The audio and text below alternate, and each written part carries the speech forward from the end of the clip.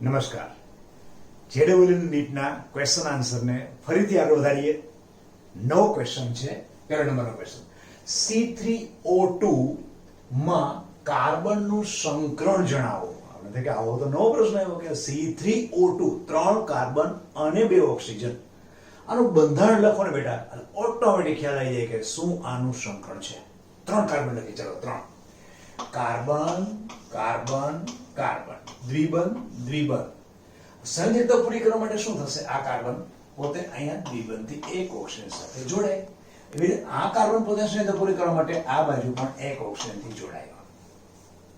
હવે આમાં આ કાર્બનનું સંકરણ એટલે કે જે પણ કોઈ કાર્બન જે આપણે પૂછ્યા છે, 3 કાર્બનની કોઈ ચોખવટ પાડી નથી, પહેલા બીજા ત્રીજા.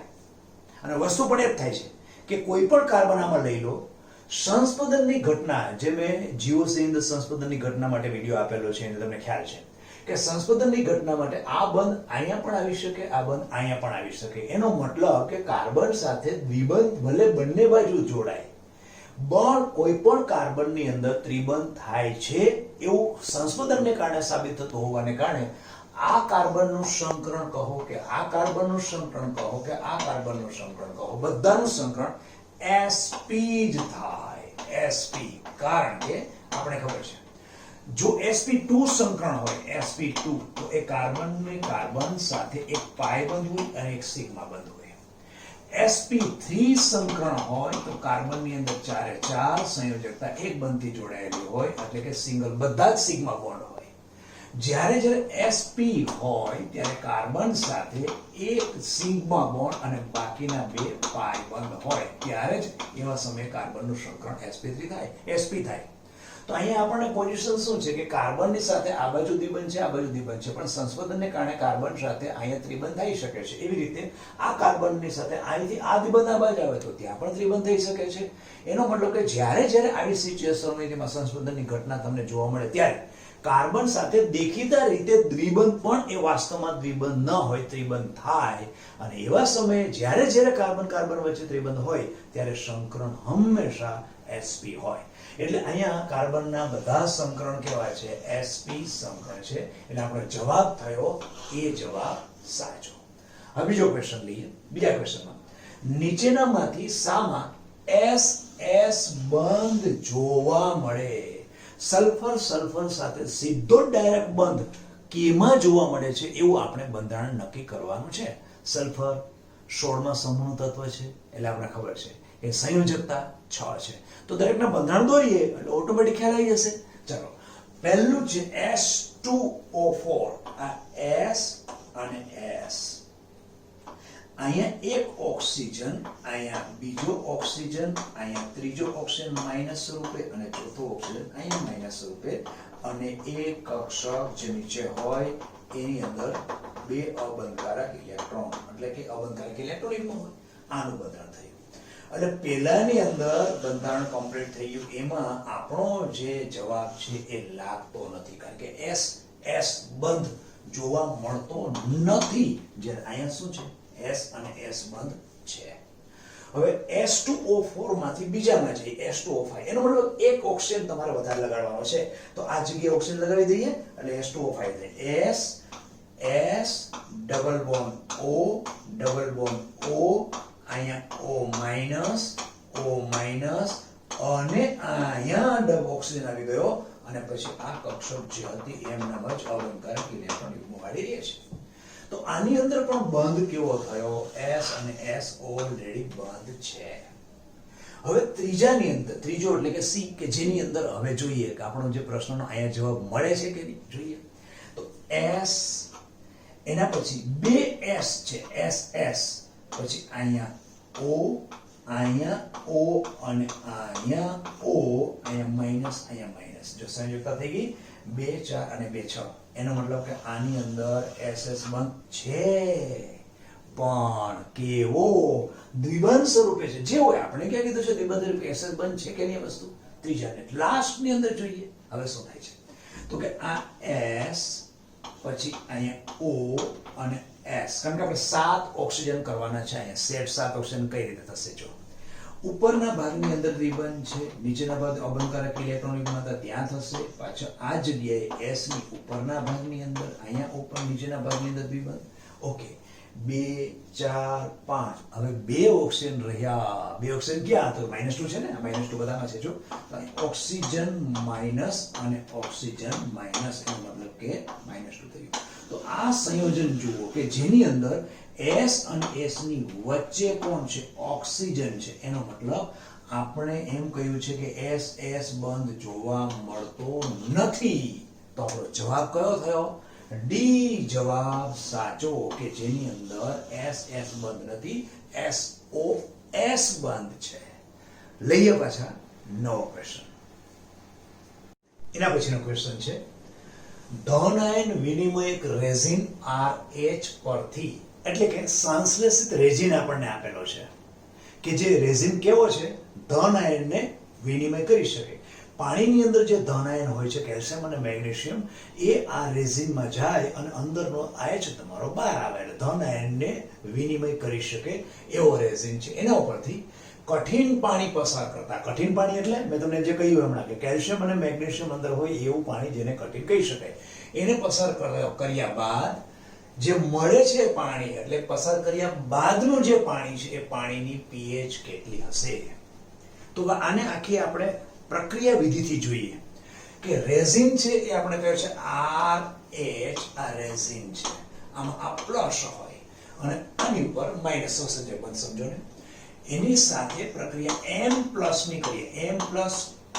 કેમ? તો કે m = શું? તો કે કેલ્શિયમ +2 પણ હોઈ શકે અને મેગ્નેશિયમ +2 પણ હોઈ શકે. પાણીની અંદર કઠિનતા શોને કારણે હોય છે? કેલ્શિયમ અને મેગ્નેશિયમ કાર્બોનેટ, બાયકાર્બોનેટ, ક્લોરાઇડ કે સલ્ફેટને કારણે હોય. તો આ m+ હું સાંકેતિક ભાષામાં લઉં છું, કારણ કે કહેવા એટલે કે આ વસ્તુ છે. હવે એની પ્રક્રિયા થાય શું? હવે m+2 અહીંયા રિપ્લેસ થશે, વિસ્થાપિત થશે. વિસ્થાપિત થવા માટે આના આપણે અણુ કેટલા લેવા પડશે? 2, કારણ કે આ 2 નીકળશે, એની સામે 1 જશે, અને m+2 અહીંયા આવશે. તો સંયોજન શું બનશે? તો કે ધન આયન પહેલા લખીએ તો m2 થશે. આ m અહીંયા કયો? m2 ની m અંદર ગયો અને r કેવા થશે? 2 થશે, r2. આ સંયોજન બની ગયું. જો m અહીંયા ગયો, h અહીંયા આવ્યો, તો h કેટલા બહાર નીકળ્યા? h નીકળ્યા 2, twice H+. એટલે કે આ આખા છિદ્રો હોય છે, છિદ્રોની અંદરના ભાગની અંદર તમારો ધન આયન જાય અને ધન આયન અંદરનો જે H+ છે એ બહાર આવે અને પેલો R સાથે જોડાઈ જાય. પાણીમાંનો કેલ્શિયમ અને મેગ્નેશિયમ છે R સાથે જોડાઈ જાય અને H તમારા આ બહાર નીકળ્યા રાખે. અને ધન આયનનું શું થયું? વિનિમય. એટલે આપણે શું કહે છે?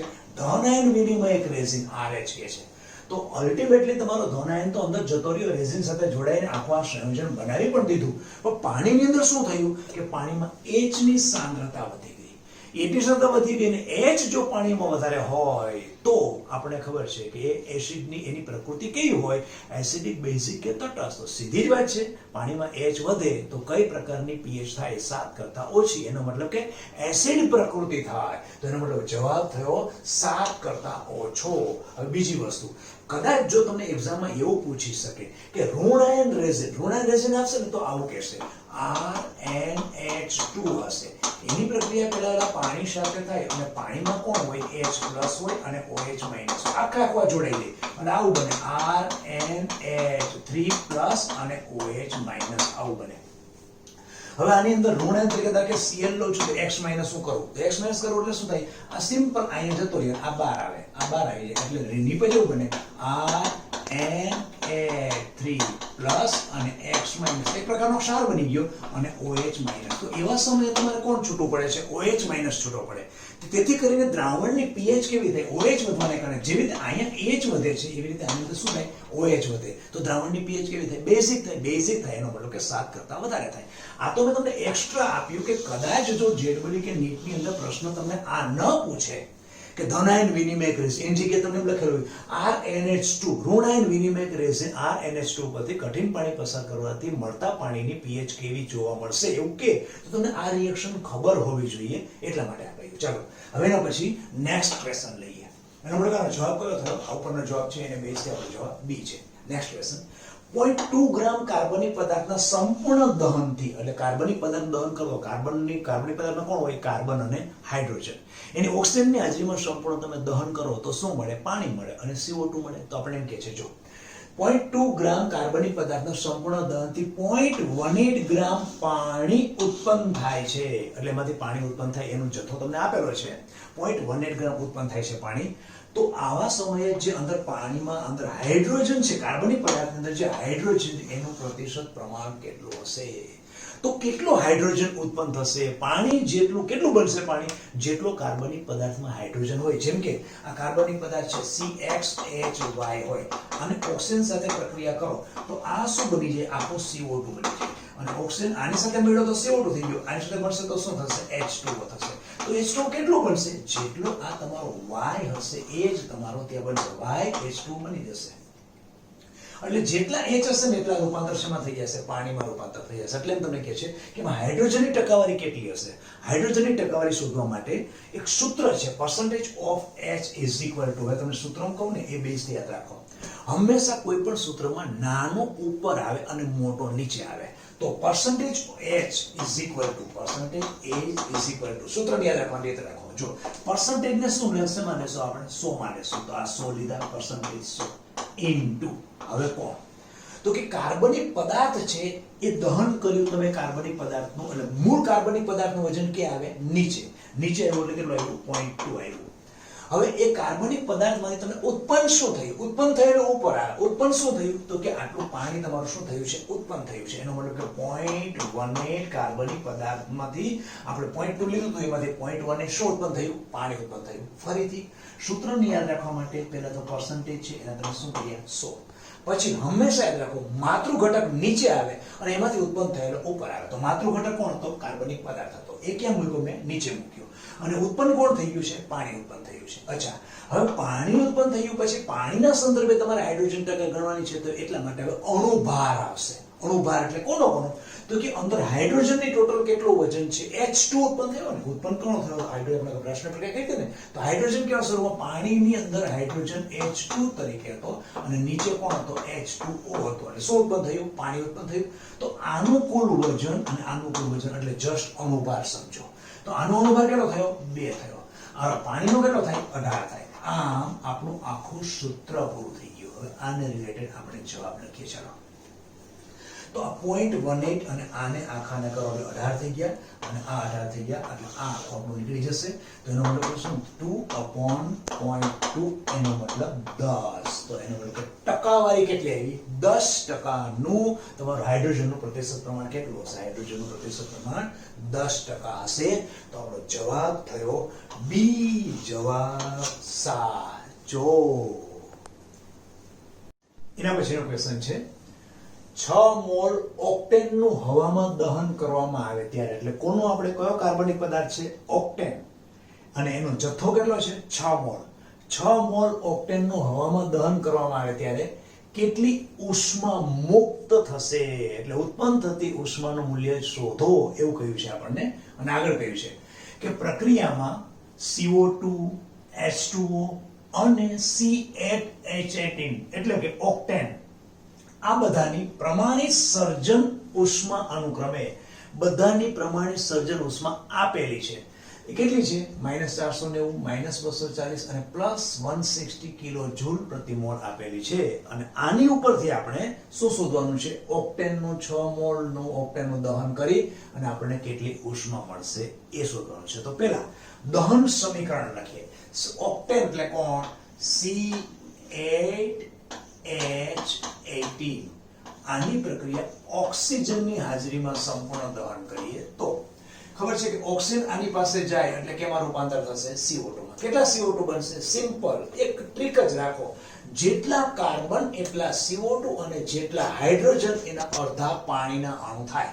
તો ઓક્સિજન આની પાસે આવે તો કેટલા થાય? 8CO2 બન્યા પ્લસ પાણી કેટલા બનશે? તો કે જે હાઇડ્રોજનને સીધું બેલેન્સ કરવા માટે શું કરવાનું? અડધા પાણીના અણુ મૂકી દો. એટલે હાઇડ્રોજન કેટલા છે? 18 છે તો 9H2O મૂકી દીધા. એનો મતલબ કે હાઇડ્રોજનનું બેલેન્સ થઈ ગયું. જો 18 આવી ગયા અને કાર્બનનું બેલેન્સ પણ થઈ ગયું 8 છે. હવે રહ્યું ઓક્સિજન. અહીંયા 8 દુ ને 16 ઓક્સિજન છે. આ બાજુ 9, 16 ને 9 25, 16 ને 4 20 25 થયા. તો 25 ને કરવા માટે શું કરવું છે? 25/2 કરો એટલે તમારો ઓક્સિજન પણ બેલેન્સ થઈ ગયો. હવે આપણે જે રકમમાં આપેલું છે એ બધાની જોઈએ તો CO2 ની પ્રમાણિત સર્જન ઉષ્મા કેટલી તો કે 490. તો CO2 ની 490 મૂકી દઈએ. CO2 છે 490 આ માઈનસ અને એની આગળ કેટલા છે આ કેટલા છે 8. એના પછી બીજું કોની આપેલી છે તો H2O ની આપેલી છે. H2O તો H2O આ છે 9 એની સર્જન ઉષ્મા -240 આ એની છે. એના પછી ઓક્સિજન ની આપેલી નથી અને આમ પણ તત્વની પ્રમાણિત સર્જન S1 નું મૂલ્ય 0 હોય. એના પછી ઓક્ટેન ની કેટલી છે ઓક્ટેન ની પ્રમાણિત સર્જન ઉષ્મા 160 એટલે કે આ છે +160. આ બધાની આપણે પ્રમાણિત સર્જન ઉષ્માના મૂલ્ય મૂકી દીધા. હવે ડેલ્ટા H એટલે ઉત્પન્ન થતી ઉષ્માનું મૂલ્ય delta H reaction is equal to summation of totally delta H પ્રમાણિત સર્જન ઉષ્મા ફોર્મેશન એટલે સર્જન કોની પ્રમાણિત સર્જન ઉષ્મા કોની નિપજો માઈનસ સમેશન ઓફ પ્રમાણિત સર્જન ઉષ્મા પ્રક્રિયકો. આ સૂત્ર છે ઉષ્મા ગતિશાસ્ત્ર અંદર આપણે ખ્યાલ છે તો મૂકી દઈએ. ચાલો ઇઝ ઇક્વલ ટુ અહીંયા કોણ નિપજોમાં કોણ છે અને પ્રક્રિયકોમાં કોણ છે જોઈ લઈએ. તો નિપજની અંદર કોણ છે આ અને આ એટલે કે આ 8 - 490 પ્લસ બીજું કોણ છે 9 - 240 માઈનસ પ્રક્રિયકોમાં કોણ છે આ બંને છે ઓક્સિજન અને ઓક્ટેન. તો ઓક્સિજન તો છે નહીં એનો મતલબ કે 160 પ્લસ 160 અને આને ટૂંકું કરી નાખીએ. હવે આનો ટોટલ સરવાળો કેટલો થાય પણ પહેલા તો બંનેને માઈનસ સ્વરૂપે કરીને કેટલો ગુણાકાર થાય છે જોઈ લઈએ. તો આ 0800 પછી આ 9 × 72 એટલે 7 આવ્યા. પછી 8 ચોક 32 ને 7 3920. ઓકે આના પછી આનું કરીએ 90 9 ચોક 36 9 દુ 18 ને 19 ને 21 એટલે આ થયું -2160 ઇઝ ઇક્વલ ટુ આ બંને હવે અહીં માઈનસ છે અહીં માઈનસ છે એનો મતલબ કે બંનેનો સરવાળો કરી નાખીએ. બંનેનો સરવાળો કરીએ ત્રણનો સરવાળો આ અને આ. ચલો ત્રણનો સરવાળો કરીએ તો 0 0 0 એનો મતલબ ટોટલ થયો 80. પેલા બે આનું કરીએ. ચલો 6080 થશે 6080 પછી માઈનસ પ્લસ અચ્છા નહીં માઈનસ જ છે -160 ઇઝ ઇક્વલ ટુ ટોટલ કેટલા થાય છે 6080 એ પણ માઈનસ આવશે ને આ પણ માઈનસ છે આ પણ માઈનસ છે. ચલો સરવાળો કરીએ ટોટલ 6240 6240. હવે આટલું જે થયું આટલી માઈનસ થશે કારણ કે બંને માઈનસ છે ને આ માઈનસ અને આ માઈનસ. આ કેટલા મોલ માટે થઈ 1 મોલ માટે. આપણને કેટલા મોલ માટે કહ્યું છે 6 મોલ માટે. એનો મતલબ કે સીધું જ આનું કેલ્ક્યુલેશન 6 * 6 મોલ માટે કેટલો -6240 આ કરીએ તો 6240 6 36 600 6 ચોક 24 6 દુ 12 ને 2 14 6 36 અને 1 37. એનો મતલબ આટલું 6 મોલ માટે આટલી ઉષ્મા ડેલ્ટા H ઉત્પન્ન થાય. તો આપણો જવાબ થયો 37440. અહીં માઈનસ આવશે લખવાનું જ ભૂલાઈ ગયું છે બધા માઈનસ છે ને અહીં માઈનસ છે. આ જવાબ સાચો. એના પછીનો ક્વેશ્ચન છે 10 કદ વાળા હાઇડ્રોજન પેરોક્સાઇડના દ્રાવણની પ્રબળતા ખાલી જગ્યા ગ્રામ પ્રતિ લિટર. હવે પહેલો તો પ્રશ્ન બેટા એ થાય કે આ 10 કદ એટલે શું?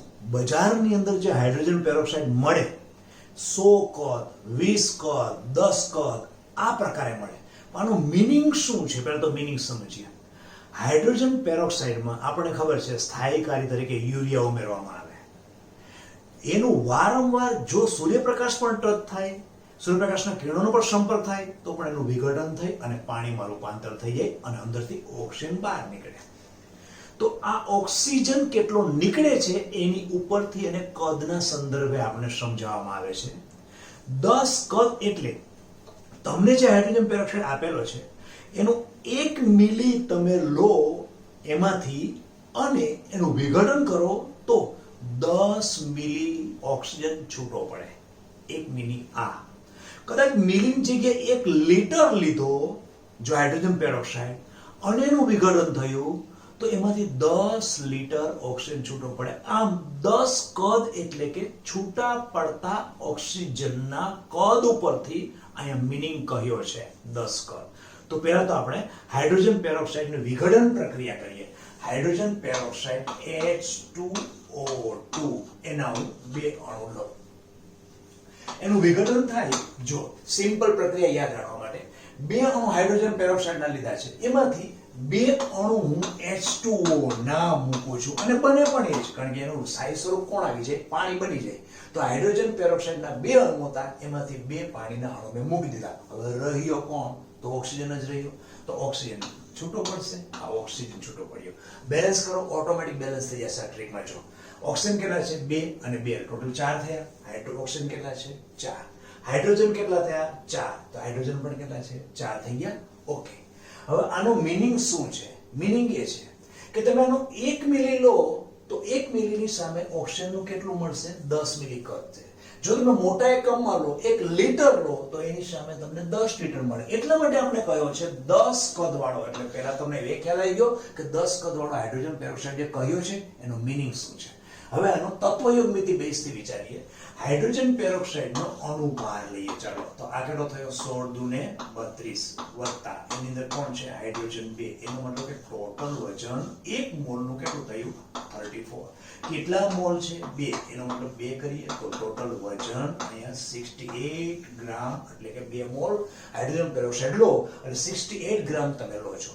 એની સાપેક્ષે STPA આખું જ પોર્શન હું STPA કરું છું. STPA તો એવા સમય 1 મોલ ઓક્સિજન વાયુ એટલે કદ કેટલું થાય? 22.4 લીટર કદ થાય. 1 મોલ છે ને. તો હું એમ કહી શકું કે 68 ગ્રામ એટલે કે 2 મોલ 68 ગ્રામ જો હાઇડ્રોજન પેરોક્સાઇડ લઉં તો એનાથી મને 22.4 લીટર ઓક્સિજન વાયુ આપણે STPA મળે. એને ઉલટું પણ કહી શકાય કે STPA 22.4 લીટર O2 જો મારે મેળવવો હોય તો એના માટે 68 ગ્રામ હાઇડ્રોજન પેરોક્સાઇડની જરૂર પડે. તો એ સંદર્ભો લઉં કે ભાઈ 22.4 લીટર O2 મેળવવા કેટલો જોઈએ? 68 ગ્રામ હાઇડ્રોજન પેરોક્સાઇડ જોઈએ.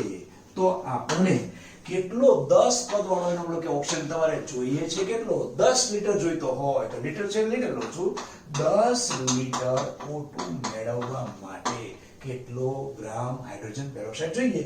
તો 10 into 68 divided by 22.4 is equal to, જો હવે આ તો 68 into 10 એટલે 680 થઈ જાય. આ 680 થઈ જાય. હવે અલ્ટિમેટલી એવું પકડો કે 22 છે અને અહીંયા 680 છે તો 6 હોય તો 22 તેરીને 66. એનો મતલબ કે 3 થાય અને ઉપર 0, એનો મતલબ કે 30% ની આસપાસ તમારો જવાબ આવે. જોઈએ હવે આમાં જવાબ 0.3330 પોઈન્ટ અને 300. એનો મતલબ આપણો જવાબ થયો કેવો? 30% જવાબ સાચો. તો અહીંયા આપણે આ લેક્ચરને સ્ટોપ કરીએ. બીજું ખાસ કે કોમેન્ટ્સ બોક્સની અંદર ઘણા બાળકો 11 અને 12માં છે એ છોકરાઓ કહે છે કે સર 11 અને 12ના લેક્ચર પણ આપો. તો આપણે એને પણ ન્યાય આપવો પડે. એટલે હવે 2 દિવસ કન્ટિન્યુ, એક દિવસ 11th અને એક દિવસ 12th કન્ટિન્યુ 2 દિવસ એના લેક્ચર પૂરા કર્યા પછી ફરીથી પાછા આ JEE ના નીટના ક્વેશ્ચનમાં મળીશું વધુ આવતા અંકે. નમસ્કાર.